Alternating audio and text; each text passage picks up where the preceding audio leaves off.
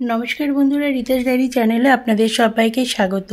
সামনে গুরু পূর্ণিমা। আজ আমি আপনাদেরকে বলবো যে কবে গুরু পূর্ণিমা এবং দিনক্ষণ, শুভ সময়, শুভ তিথি, শুভ চন্দ্রোদয়ের টাইম। বন্ধুরা, হিন্দু ধর্মে গুরুস্থান ঈশ্বরের সমান। প্রত্যেক বছর আষাঢ় মাসের পূর্ণিমার দিনটি গুরু পূর্ণিমা হিসেবে কিন্তু পালিত হয়। ভগবানের রূপে গুরুকে আমরা সম্মান, পুজো এবং গুরুত্ব দিই। যেহেতু এটি বেদব্যাসের জন্মবার্ষিকী, তাই একে ব্যাস পূর্ণিমা বলা হয়ে থাকে। জুলাই মাসে গুরু পূর্ণিমার তারিখ নিয়ে মানুষের মধ্যে বিভ্রান্তি রয়েছে। এই বছর গুরু পূর্ণিমা উৎসবটি 21শে জুলাই রবিবার পালিত হবে। পূর্ণিমা তিথি 20 জুলাই মানে 20শে জুলাই 2024 শনিবার বিকেল 5:59 থেকে শুরু হবে, যা পরের দিন 21শে জুলাই বিকেল 3:46 শেষ হবে। উদয় তিথি বৈধ হওয়ায় আষাঢ় পূর্ণিমা বা গুরু পূর্ণিমা 21শে জুলাই পালন করা হবে। অনেক যোগ এই বছর আছে পূর্ণিমার দিনে।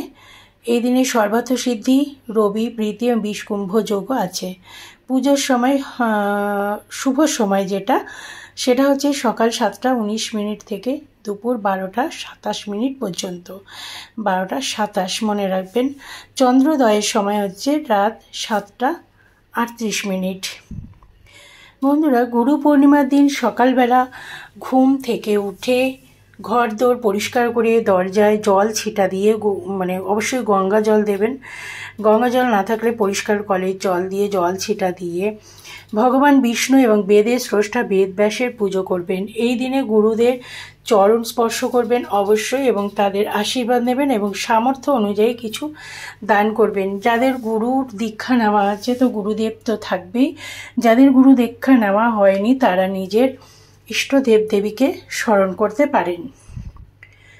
সবার আগে যেটা বলবো যে মা বাবা যদি সামনে থাকে, তাহলে অবশ্যই মা বাবাকে প্রণাম করে দিনটি শুরু করবেন, কারণ মা বাবাই হচ্ছেন আসল গুরু।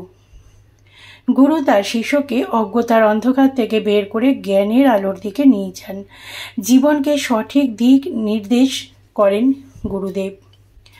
গুরু পূর্ণিমার দিন এই মন্ত্রটি জপ করবেন অবশ্যই। গুরুর ব্রহ্মা, গুরুর বিষ্ণু, গুরুর দেব মহেশ্বর, গুরু সাক্ষাৎ পরম ব্রহ্ম, তস্मै শ্রী গুরবে নমঃ। হিন্দু, বৌদ্ধ ও জৈন ধর্মাবলম্বীদের কাছে গুরু পূর্ণিমা তিথি অত্যন্ত গুরুত্বপূর্ণ। তাই 20শে জুলাই থেকেই পড়ে যাচ্ছে যে আষাঢ় পূর্ণিমার তিথি। সেই দিনটা একদম মিস করবেন না। গুরুদেবকে স্মরণ করবেন, গুরুর আশ্রমে যাবেন, গুরুদেবকে একটি ফল হলেও নিবেদন করবেন। যদি ফল নাও পারেন, একটি হর্তকি হলেও গুরুদেবের জন্য নিয়ে যাবেন। সামর্থ্য মতো দক্ষিণা দেবেন। প্রাচীন ভারতের ঐতিহ্য মতে এদিন আদিগুরু ঋষি বেদ ব্যাসের জন্মবার্ষিকীর দিন।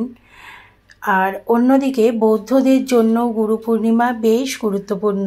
এদিন বুদ্ধ জ্ঞান লাভের পর সারনাথে প্রথম ধর্মোপদেশ প্রদান করেছিলেন গৌতম বুদ্ধ, যা ধর্মচক্র প্রবর্তন নামেও পরিচিত।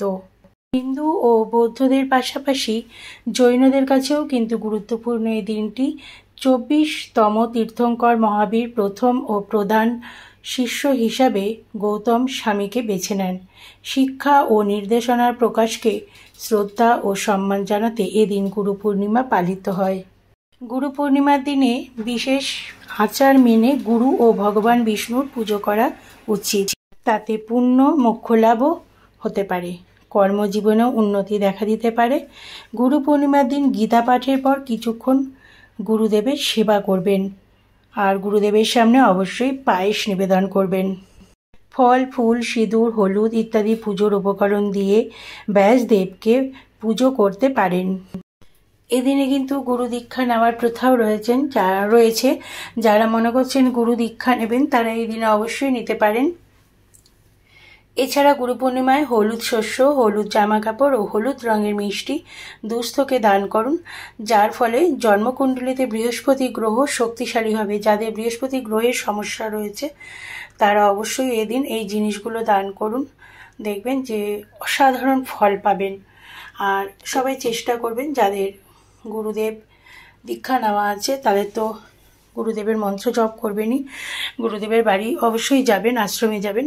যাদের দীক্ষা নেওয়া নেই তারা তার পছন্দ মতো যে ইষ্ট দেবদেবী রয়েছেন তার নাম করে অবশ্যই পুজো দেবেন। নিজের নিজের মা বাবাকে শ্রদ্ধা করবেন, ভালোবাসবেন। সবার আগে গুরু হচ্ছে মা বাবা, তারপর সব কিছু। আর গুরুদেবকে অবশ্যই ফল নিবেদন করবেন, গুরুদেবকে ডাকবেন, তবেই সব ভগবানকে পাবেন। গুরুদেব হচ্ছেন আমাদের আর ঈশ্বরের মধ্যে কানেকশন। উনি কানেকশন তৈরি করে দেন। গুরুদেবকে সন্তুষ্ট করতে পারলে সবাইকে পাবেন, সব দেবদেবীকে পাবেন। গুরুদেবের আশীর্বাদ না পেলে কিন্তু কোনো দেবদেবীকে তুষ্ট করা যায় না। তো বন্ধুরা, আপনাদের ভিডিওটি কেমন লাগলো আপনারা অবশ্যই জানাবেন। আশা করি আপনারা ভিডিওটিতে একটি লাইক করে দেবেন, তাহলে আমি অনেক উৎসাহ পাবো অন্য রকম আরও ভিডিও করতে, যেটা আপনাদের অনেক উপকারী হবে। আর পারলে ভিডিওটি শেয়ার করে দেবেন যাতে সকলেই এর উপকারিতা পায়।